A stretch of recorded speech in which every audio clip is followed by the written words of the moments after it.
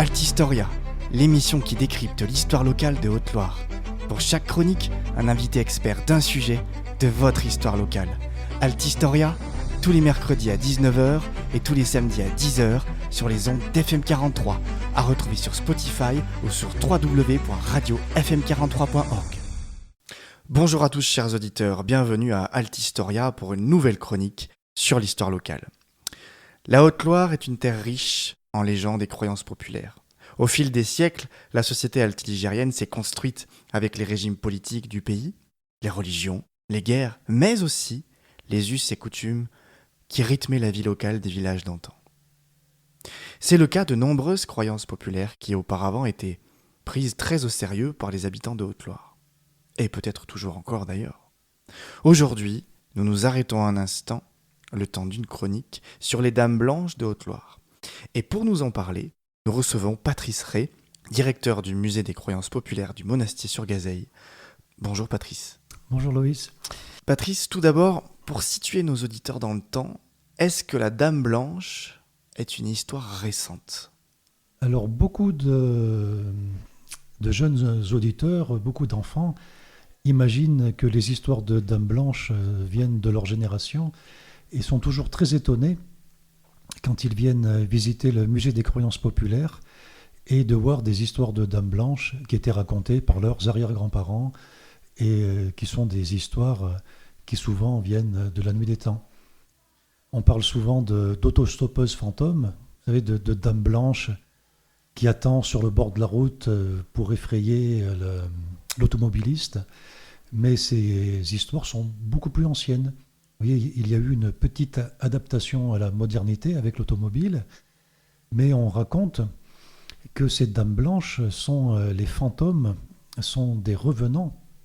Alors ici en Haute-Loire, on dit surtout des revenants. On emploie très peu le mot de fantôme.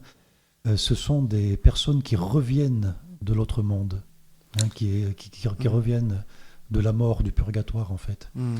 Et ces Dames Blanches étaient les revenants de jeunes femmes qui étaient mortes sur la route, sur le chemin, et comme elles ne sont ni au point de départ ni au point d'arrivée, leur âme est coincée et bloquée sur la route, et elles sont tristes, elles sont jalouses des vivants, elles vont tenter de se montrer pour exister toujours, et leur apparence subite va effrayer le voyageur qui avant était à cheval ou en calèche et aujourd'hui en voiture.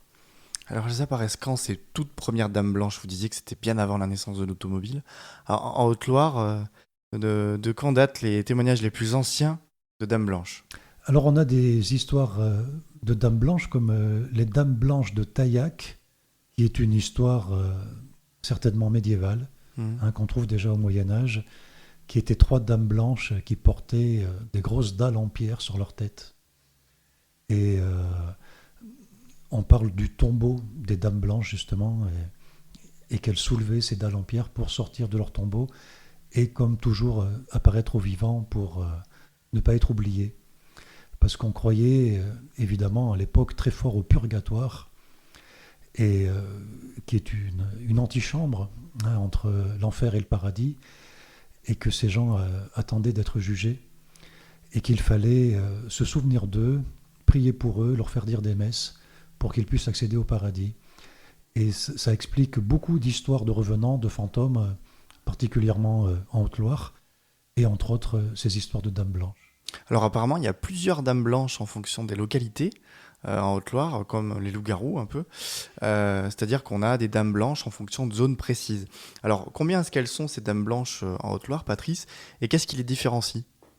Alors on trouve différentes Dames Blanches, évidemment. On va trouver des légendes comme celle de la Dame Blanche de Chillac, où on parle... Chillac, c'est où pour nos auditeurs ? Chillac, c'est dans le Brivadois. Voilà, c'est du côté de Brioude. D'accord. Voilà. Et qui nous raconte l'histoire d'un homme qui revenait de passer 7 ans en Afrique. Donc on peut situer la date de cette histoire sûrement au XIXe siècle. Et qui rentre dans son village natal. C'était le baron Adhémar de Bana.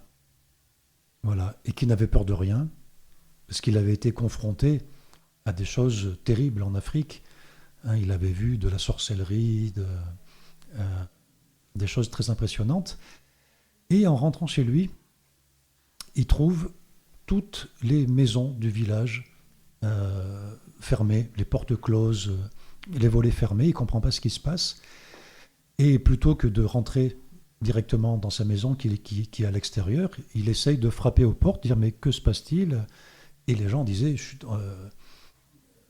qu'ils se cachaient parce qu'ils avaient peur de la Dame Blanche. Qu'une Dame Blanche apparaissait toutes les nuits, hein, dès que le soleil se couchait, dans les bois de l'Abadan, et qui poussait des cris épouvantables, qui faisait des gestes, et les gens effrayés, bien sûr, se cachaient. Et lui, évidemment, dit, moi, ça ne me fait pas peur, hein, je reviens d'Afrique, j'en ai vu d'autres. Il avait un pistolet, il sort son arme, il dit, je vais à la rencontre de cette créature.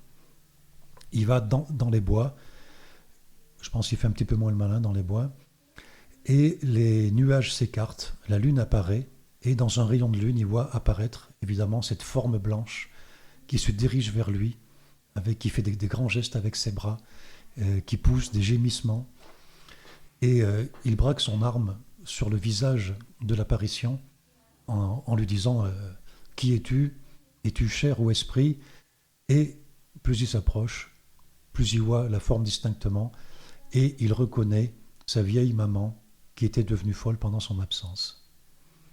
Et on dit que ce sont des scieurs le lendemain qui les ont retrouvés tous les deux dans les bois. La mère était morte sous l'émotion de retrouver son fils et lui-même la tenait dans ses bras en pleurant. Oui, on racontait aussi que parfois les revenants, les fantômes, étaient simplement des gens qui avaient perdu la raison. D'accord, donc là on est au niveau de Brioude, hein, ça, Chiac. Voilà. D'accord. Ouais.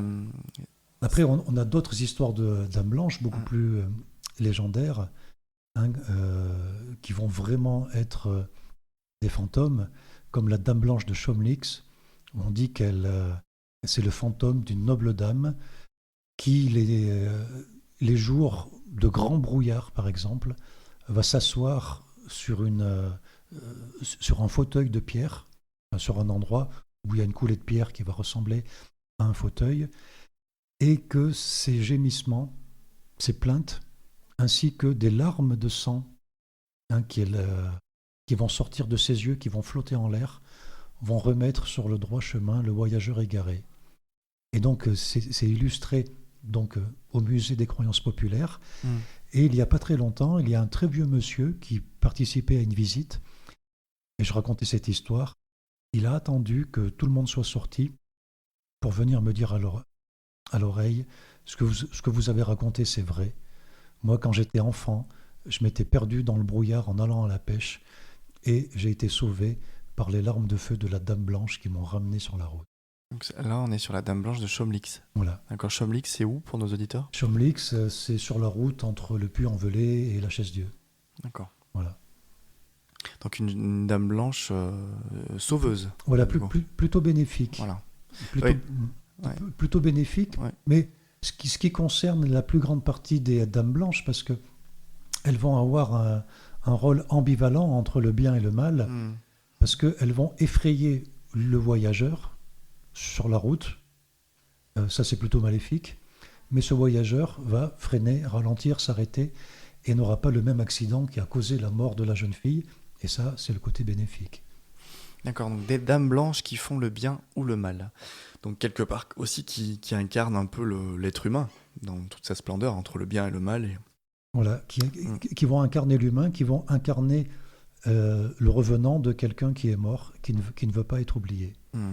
Ces dames blanches, Patrice, c'est qu'on se parle franchement, est-ce que ce sont des croyances ou est-ce qu'on a de vraies apparitions attestées de gens qui sont vraiment allés voir la police ou la gendarmerie qui ont dit voilà, j'ai vu cette dame blanche là, il m'est arrivé telle aventure à cause de cela, et est-ce qu'on a le cas de plusieurs personnes qui ont vu en même temps des dames blanches et donc qui auraient pu écrire des apparitions voilà, qui sont attestées en Haute-Loire? Alors, on trouve des histoires de dames blanches absolument partout. et pas seulement en France, hein. Hmm. Voilà. Et avec des témoignages très précis. Euh, on peut même voilà, trouver sur Internet d'anciens reportages euh, d'enquêteurs qui ont cherché ces histoires de Dames Blanches. Moi, il m'est arrivé au musée d'avoir des visiteurs qui affirment avoir vu la Dame Blanche, hein, et pas forcément dans le secteur. Il y a 2 ou 3 ans, et il y avait un médecin du côté de Marseille qui est venu visiter le musée avec des amis et qui me disait, moi je suis un scientifique, voilà, je suis cartésien, je ne crois qu'en la science, la matière, etc. Et j'ai un problème tous les soirs quand je rentre chez moi, sur le bord de la route, je vois la Dame Blanche. Et je croyais que c'était une hallucination, que j'étais fou. Et j'ai pris avec moi en voiture des collègues, des amis, pour leur dire, bah, tiens, viens boire un coup à la maison. Je leur disais rien. Et j'ai été très soulagé, j'ai compris que j'étais pas fou, quand c'est eux qui me disaient, tu as vu cette forme blanche étrange sur le bord de la route? Hmm. Oui, on a énormément de témoignages. Et en Haute-Loire, on a l'histoire euh, d'une autostoppeuse fantôme, hein, la jeune femme a la valise écossaise, oui, avec une valise avec un motif de tartan écossais. Dans quelle localité? C'est entre. Alors, elle fait du stop entre Brioude et Langeac. D'accord, donc chers auditeurs, si vous prenez Brioude et Langeac régulièrement, faites attention. Voilà. Alors, c'est une jeune femme blonde avec une valise écossaise. Et j'ai un texte là-dessus du témoignage de quelqu'un, c'était à la fin des années 60, qui avait pris en stop cette jeune femme blonde avec cette valise en descendant sur Langeac. Et cette jeune femme disparaît en route.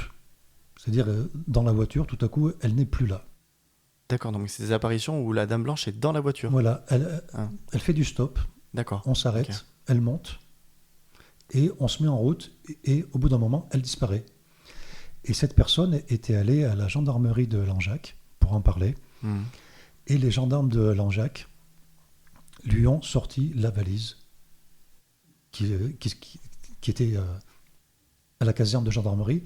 Est-ce que c'est cette valise-là? Et l'homme reconnaît la valise et dit, mais oui, mais comment ça se fait? Et les gendarmes expliquent qu'il y a eu un couple de jeunes Anglais qui est mort sur cette route il y a quelques années, et dont ils ont gardé la valise de la jeune femme, et que depuis, c'est régulier que des gens viennent témoigner qu'ils ont pris la jeune femme en stop avec cette valise.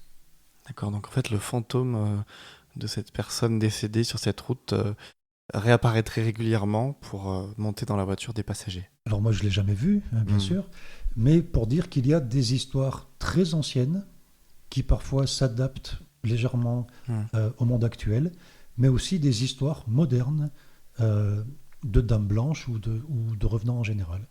Alors tous ces récits vernaculaires, Patrice, sur les Dames Blanches, ils sont retranscrits par qui exactement? Est-ce qu'il y a des écrits, est-ce qu'on a des recueils sur les Dames Blanches en Haute-Loire? Est-ce que c'est uniquement une transmission orale ou est-ce qu'on a aussi des écrits qui perdurent dans le temps sur ces apparitions? Alors, il y a des gens, des intellectuels qui se sont intéressés à ces histoires racontées pendant la veillée paysanne, Hmm. hein, les longues soirées d'hiver. Euh, on a déjà évoqué ensemble l'abbé Henri Hugon. Il y a d'autres personnes, hein. On a Ulysse Rouchon, qui était le directeur de la bibliothèque du Puy-en-Velay, hein, dans les années 30, qui a mis sur papier beaucoup de ces histoires anciennes euh, qu'il entendait en faisant du collectage chez les paysans.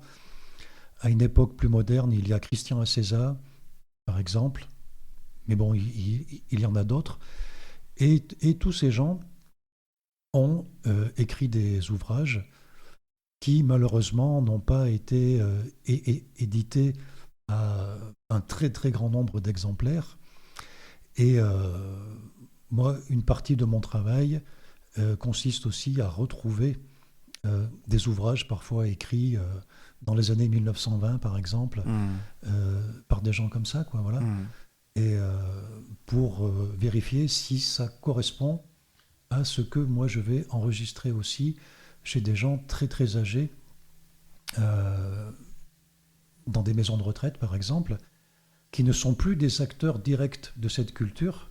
Aujourd'hui, plus personne ne croit aux histoires de revenants, plus personne n'a peur du loup-garou quand on sort le soir, mais des gens qui parfois sont centenaires ou, ou pas loin de l'être, qui vont se souvenir de ce qu'ils entendaient quand ils étaient enfants. Mhm. Voilà. Oh, le loup-garou, ça reste quand même une croyance qui fait peur aux enfants, hein.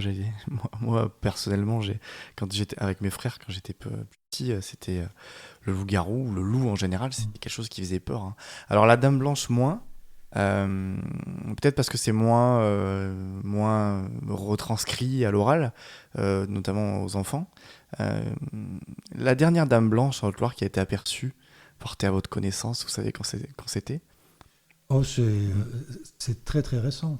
Mhm. Hein, comme je vous disais, j'ai Mhm. régulièrement des gens qui me disent j'ai vu la Dame Ah oui, Blanche. Ouais, d'accord. Et vous, ouais. Patrice, vous en avez déjà vu une Dame Blanche? Alors, comment dire? J'ai vu une chose étrange un jour qui est peut-être une Dame Blanche. Voilà. J'étais avec mon épouse en voiture et on est passé devant une maison qui avait été incendiée. Et tous les deux, on a vu la même chose, ou on a cru voir la même chose. C'était la silhouette toute blanche d'une très vieille dame, mais il n'y avait que la partie supérieure. C'est-à-dire qu'en dessous de la poitrine, il n'y avait rien du tout. Et on s'est dit que c'est peut-être aussi, sans doute, à force de travailler sur ces sujets-là, de connaître et de transmettre ces histoires, que nos esprits ont peut-être voulu voir une dame blanche. Et vous l'avez vu en même temps? On l'a vu en même temps. On a vu en même temps la même chose, mais comme je vous dis, c'est quand on veut, quand on a Mhm. envie, Mhm. quand on veut le voir, peut-être que l'esprit nous force aussi à croire qu'on l'a vu, quoi. Mhm. Alors, pour nos auditeurs les plus cartésiens, Patrice, est-ce qu'on peut imaginer, même si, bon, je vais peut-être un peu casser le mythe, euh, mais pour vraiment avoir une vision d'ensemble, parce qu'on est sur une émission qui parle des choses d'une manière honnête et transparente vis-à-vis notamment de la réalité historique. Euh, Est-ce qu'il y aurait une explication scientifique ou cérébrale à ces apparitions de dames blanches? Alors, nous avons beaucoup de visiteurs au musée et on a régulièrement des gens qui ont des théories à propos des fantômes, des lutins, etc., Hmm. où on peut entendre tout et n'importe quoi. Hein, la dernière personne qui a eu une théorie qu'il pensait absolument scientifique à propos des dames blanches, il disait que ce sont des êtres qui vivent dans une autre dimension et que parfois les dimensions Se rejoignent. euh, Ouais. se rejoignent. On a des témoignages souvent assez incroyables, comme quoi les dinosaures n'ont jamais existé, et quand on retrouve des ossements gigantesques, en fait ce sont des restes de dragons, et que on a inventé la théorie des dinosaures pour masquer le fait que les humains ont génocidé les dragons. Donc on peut entendre tout et n'importe quoi, si vous voulez. On se rapproche un peu de la théorie du complot, donc c'est Oui, ça? non, mais Hmm. on entend vraiment beaucoup de choses parce que Hmm. on a des gens qui viennent visiter le musée qui sont toutes sortes de gens. Vous Hmm. voyez, on a Hmm. des groupes, des familles, etc. Et donc on voit passer toute l'humanité. Voilà. Mais en ce qui concerne la science, vous savez, la science change tous les 10 ans. Hein. Tous les 10 ans, on dit ça, c'est scientifique, c'est prouvé, c'est comme ça. Mais 10 ans plus tard, ça sera autre chose. Vous voyez, moi je travaille par exemple pas mal sur les médicaments, hein, pour euh, comprendre les médecines paysannes qui étaient expliquées de façon magique, qui ont créé des médicaments aujourd'hui qui sont expliqués de façon scientifique, Hmm. mais les explications changent tout le temps.